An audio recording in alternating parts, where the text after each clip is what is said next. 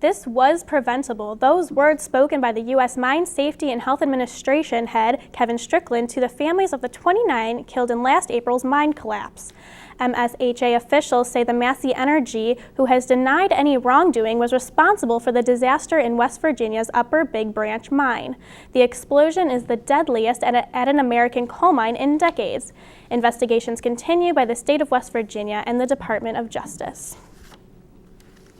And a vote to repeat the president's health care law is scheduled for today. Republicans are continuing the campaign to repeal the 2010 health care reform law, but Democrats are frustrated and call the vote a waste of time. Any one of us is one phone call, one diagnosis, one accident away from needing health care. The list goes on and on of strong support for patient protections that are in the legislation. 50% of Americans say they favor a repeal of the law, according to a CNN opinion research survey. A different report released yesterday by the Department of Health and Human Services warns that 130 million Americans are at risk of losing their insurance without the health care law.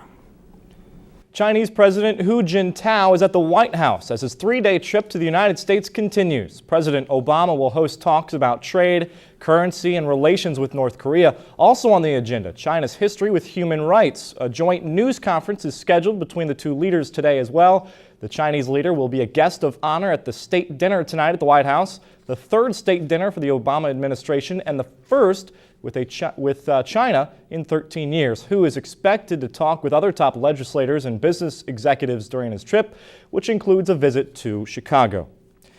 An earthquake has hit southwest Pakistan. The quake registered a magnitude of 7.2, earning a classification of a major earthquake. It happened in Pakistan's Wednesday morning hours, just after 1 a.m. as people came out of their homes to see what was going on. The location was 34 miles west of Dalbandin, the least populated region of the country. So far, no major deaths or damage have been reported. Twitter accounts say the quake was felt as far as India. Government officials have warned of the possibility of aftershocks in coming days. Turmoil has hit Tunisia and its new interim government. As many as 1,000 protesters rallied yesterday in the streets of the capital of Tunis. They are furious that some members of the fallen regime remain in power and are demanding more be done to remove them.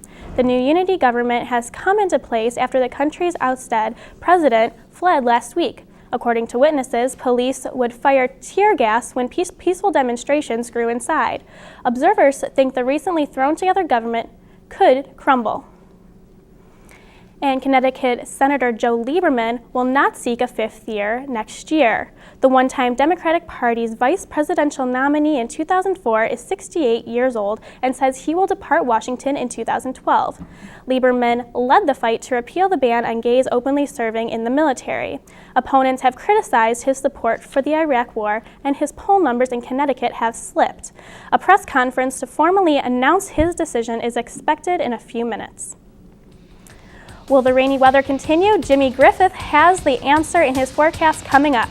And a rare play leads Alexander to victory. Matt Rosante has more on the Spartans' win after the break.